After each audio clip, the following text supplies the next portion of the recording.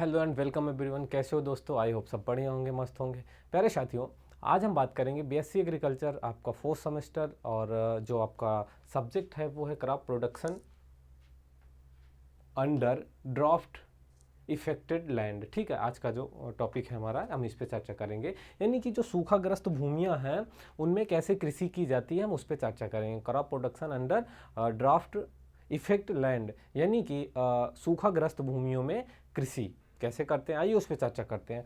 तो वर्षा जल एवं सिंचाई उपलब्धता के आधार पर सूखाग्रस्त भूमियों को 3 भागों में बांटा गया। देखिए, सबसे पहले यहाँ पे समझने वाली चीज़ें ये है कि सूखाग्रस्त भूमियाँ कैसे होती हैं, क्या कौन सी होती हैं, किसे कहते हैं सूखाग्रस्त भूमि। तो यहाँ पे सूखाग्रस्त भूमि या सूखे को 3 भागों में डिवाइड किया गया है, 3 भागों में बांटा गया है। उसको हम समझते हैं जो जहाँ पे सूखे वाली खेती जो होती है। पहला है ड्राई लैंड फार्मिंग। ठीक है, ड्राई लैंड फार्मिंग है, शुष्क खेती जिसे कहते हैं। दूसरा है ड्राई लैंड एग्रीकल्चर। ठीक है, शुष्क भूमि कृषि, क्या कहते हैं दोस्तों उसको? शुष्क भूमि कृषि कहते हैं। ठीक, और तीसरा है वर्षाधीन कृषि, रेन फेड फार्मिंग। पहले तो हम इसको बारी बारी से समझने का प्रयास करते हैं कि आखिर ये सूखाग्रस्त भूमि और शुष्क कृषि, शुष्क भूमि कृषि और वर्षाधीन कृषि क्या होती है। शुष्क खेती वे क्षेत्र, देखिए यहाँ पे जो तीनों सूखा को या सूखाग्रस्त क्षेत्रों को 3 भागों में बांटा गया। तो उन 3 भागों में जो पहला बिंदु है वो है शुष्क खेती, यानी ड्राई फार्मिंग। ड्राई फार्मिंग क्या है साथियों? तो वे क्षेत्र जहाँ की कुल वार्षिक वर्षा 750 mm से कम होती है। ठीक है, यानी कि जैसे कि देश के विभिन्न भागों में, देश में जो है तरह तरह की विविधताएं हैं। ठीक है, मौसम की तरह तरह की विविधताएं हैं, अलग अलग भागों में अलग अलग प्रकार के मौसम होते हैं। तो ठीक है, तो जो है उसी को, जैसे देश के कुछ हिस्सों में एक तरफ बारिश होती है तो कहीं पे सूखा होता है, तो उसी तरीके से शुष्क खेती मतलब वे क्षेत्र जहाँ की कुल वार्षिक वर्षा, यानी कि जो कुल वार्षिक वर्षा है उसका जो औसत होता है वो 750 mm। ठीक है, 750 mm से कम होती है तो वहाँ पर प्रचलित कृषि शुष्क कृषि कहलाती। अगर ठीक है 750 mm से कम, उन क्षेत्रों में जहाँ पे 750 mm से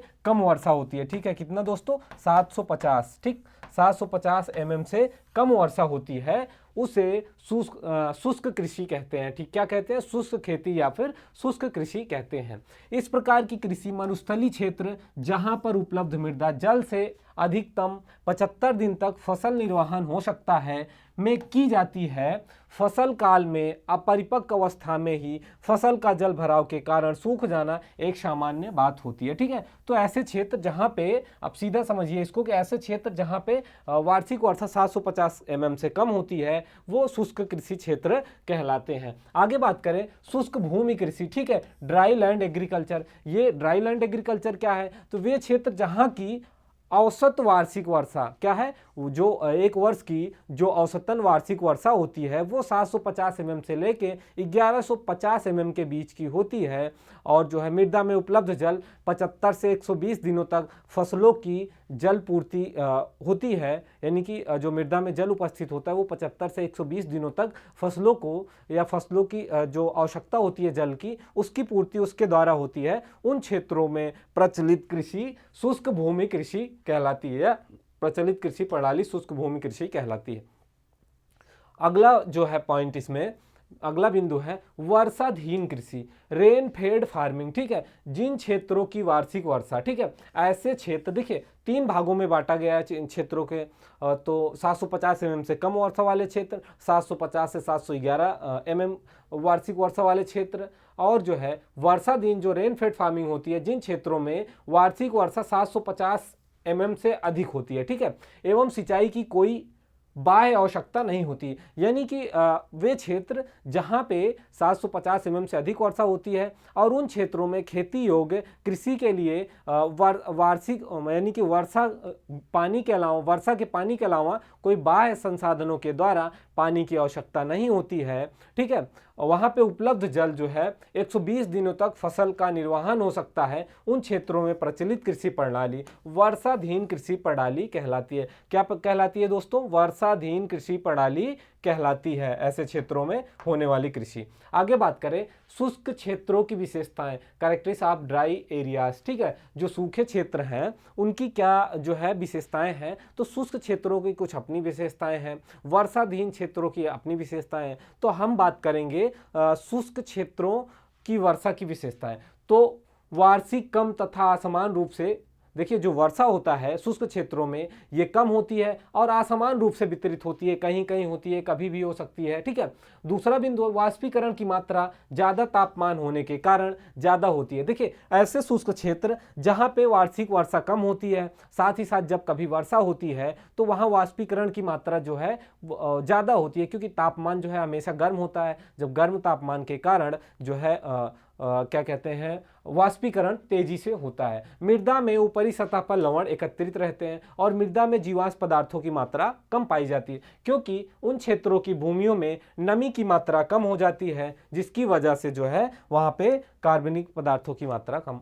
और अगला बिंदु है मृदा में जीवाश्म पदार्थों कम होने के कारण मृदा की जल एवं पोषक तत्वों की धारण क्षमता कम होती है। अब देखिए ऐसे क्षेत्र जहाँ पे वार्षिक वर्षा कम होती है तो उसका प्रभाव काफ़ी पड़ता है मृदा में, देखने को कि मृदा में जीवाश्म पदार्थ कम होते हैं, और जब मृदा में जीवाश्म पदार्थ कम होंगे तो मृदा की जो जल धारण क्षमता होगी, पोषक तत्वों की क्षमता होगी, वो भी ऑटोमेटिक क्या होती है, कम हो जाती है। सिंचाई की सुविधा अपेक्षाकृत कम होती है। यहाँ पे इन क्षेत्रों में बाह्य संसाधनों की आवश्यकता अधिक होती है, नहरें, ट्यूबवेल जो है या फिर तालाबों द्वारा सिंचाई की जाती है। शुष्क क्षेत्रों की साथ से गहनता काफ़ी कम होती है। शुष्क क्षेत्रों में छोटी अवधि की फसलें उगाई जाती। देखिए शुष्क क्षेत्रों में ऐसी फसलों का चयन किया जाता है जो जल्दी से पककर कम दिनों में तैयार हो जाए। वायु द्वारा मृदा क्षरण भी अधिक होता है, ठीक। शुष्क कृषि क्षेत्रों में मौसम संबंधी दशाएं, ठीक है, जो शुष्क कृषि क्षेत्र होते हैं वहाँ पे मौसम संबंधी जो दशाएं होती हैं वो क्या क्या होती हैं, हम उस पर चर्चा करते हैं, ठीक है। तो weather condition in dry farming areas, ठीक है, जो सूखाग्रस्त क्षेत्र हैं वहाँ पे मौसम की क्या दशाएं होती हैं, क्या कंडीशन है, उस पर चर्चा करते हैं।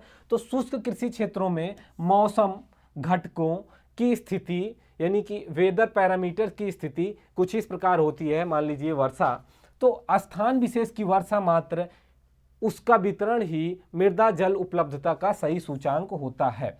और शुष्क कृषि क्षेत्रों में वर्षा कम होती है और साथ ही साथ असमान रूप से वितरित होती है, जिनके कारण वर्षा का आंशिक हिस्सा ही उपयोग हो पाता है और अधिकतर भाग में रन ऑफ, जिसे अपधवन भी कहते हैं या परचौन भी, परकोलेशन कहते हैं, द्वारा नष्ट हो जाती है। और सूखाग्रस्त क्षेत्रों में क्या होता है, होने वाली वर्षा मानसून के कारण, जिसका 75 से 90% हिस्सा जुलाई से सितंबर के बीच में वर्षा होती है। शुष्क कृषि क्षेत्रों में मानसून का आगमन देर से होता है और जो है जल्दी से वापस चला जाता है, जिसके कारण कुल वर्षा की जो मात्रा होती है वो क्या होती है, काफ़ी कम हो जाती है। दूसरा बिंदु है तापक्रम। तापक्रम यानी कि टेम्परेचर। देखिए शुष्क कृषि क्षेत्रों में मृदा एवं वातावरण में आर्द्रता कम होने के कारण यहाँ की जो तापमान होती है, इन क्षेत्रों का जो तापमान होता है वो जो है ज़्यादा रहता है, यानी कि तापमान अधिक गर्म होता है। यहाँ पे मई वर्ष का सबसे गर्म महीना होता है, ठीक है। शुष्क वर्षा वाले क्षेत्रों में जो मई का महीना होता है वो सबसे ज़्यादा वहाँ पे गर्मी होती है, और कुछ शुष्क कृषि क्षेत्रों में तापक्रम 50 सेल्सियस से भी ऊपर चला जाता है मई के महीनों में, ठीक है। वाष्पीकरण, ठीक है, इवोपरेशन जिसे कहते हैं, जल वाष्पीकरण की दर तापक्रम एवं आर्द्रता पर आधारित होती है। शुष्क कृषि क्षेत्रों में तापक्रम अधिक एवं वायु में आर्द्रता कम होने के कारण वाष्पीकरण की मात्रा अधिक होती है। ग्रीष्म काल में दैनिक वाष्पीकरण का औसत जो है 7 से 10 mm प्रतिदिन हो जाता है, और शुष्क कृषि क्षेत्रों में वाष्पीकरण की वर्षा दर जो है, वार्षिक वर्षा की मात्रा काफ़ी अधिक होती है। आगे बात करें हम वायु की, विंड जो है ये भी शुष्क कृषि क्षेत्रों में अक्टूबर से फरवरी में जो औसत वायु प्रवेश होता है वो मई तथा जून के महीनों में वायु का प्रवेग काफ़ी अधिक होता है, और जिस समय तूफान जो है आता है, तूफान की प्रबलता हो जाती है, जो कि 90 से 95 mm प्रति, ठीक है, 90 से 95 mm प्रति घंटा होती है, ठीक है, 9 से 9.5 ये आते रहते हैं। शुष्क कृषि क्षेत्रों में कम मृदा नमी एवं प्रचंड वायु के कारण वायु द्वारा भूक्षरण की संभावना भी अधिक होती है। अगला पॉइंट है सूखा।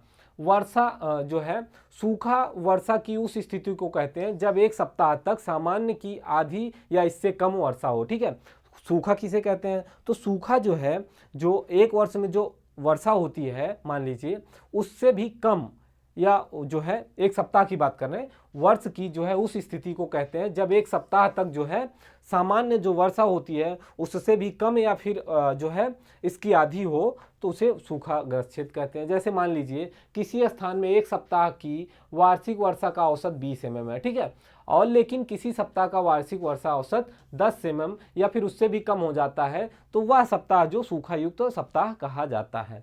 आगे बात करें, मृदा जल उपलब्धता के आधार पर सूखा को निम्न प्रकार से परिभाषित किया गया। वाष्पोत्सर्जन प्लस वाष्पीकरण। मृदा जल पूर्ति की अपेक्षा अधिक होने के कारण मृदा में जल की कमी सूखा कहलाती है। ठीक है, मृदा जल पूर्ति की अपेक्षा अधिक होने के कारण, ठीक है, क्या होता है, मृदा में जल की कमी जो है वो सूखा कहलाती है। सूखे का वर्गीकरण की हम बात करें तो सूखे को निम्न प्रकार से 3 भागों में बांटा गया है। ठीक है, मौसम विज्ञान संबंधी सूखा। देखिए सूखे को 3 भागों में बांटा गया है। पहला है मौसम विज्ञान संबंधी सूखा, मेट्रोलॉजिकल ड्राफ्ट।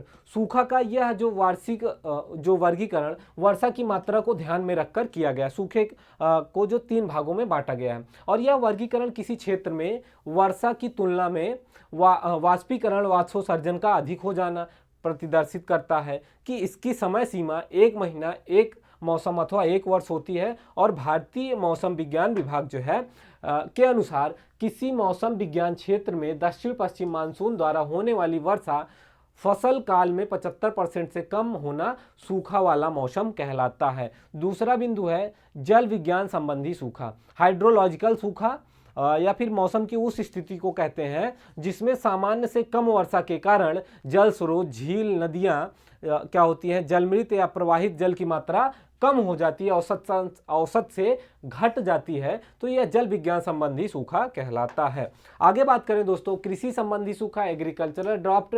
तो कृषि संबंधी सूखा मौसम की उस दशा को कहते हैं, क्या कहते हैं, कृषि संबंधी सूखा मौसम की उस दशा को कहते हैं जब मृदा में उपलब्ध जल की मात्रा जो पौधों की वृद्धि एवं विकास या फिर परिपक्वता के लिए अपर्याप्त हो जाता है। ठीक है, जो मृदा में आवश्यक जो जल की मात्रा होती है, नमी की मात्रा होती है, वो कम हो जाती है। ठीक है, कम हो जाती है, अपर्याप्त हो जाती है तथा जलाभराव के कारण पौधों में मुरझाना के लक्षण दिखाई देते हैं तो कृषि संबंधी सूखा कहलाता है। राष्ट्रीय आयोग 1976 कृषि सूखा उस स्थिति को मानता है जब फसल के वृद्धि काल में वर्षा एवं नमी की मात्रा फसलों की अच्छी वृद्धि एवं परिपक्वता के कारण अपर्याप्त हो जाए। उस समय को जल संकट के कारण फसल सूखने लगे तो उसे कृषि संबंधी सूखा कहते हैं। फिर से इसको एक बार समझते हैं कि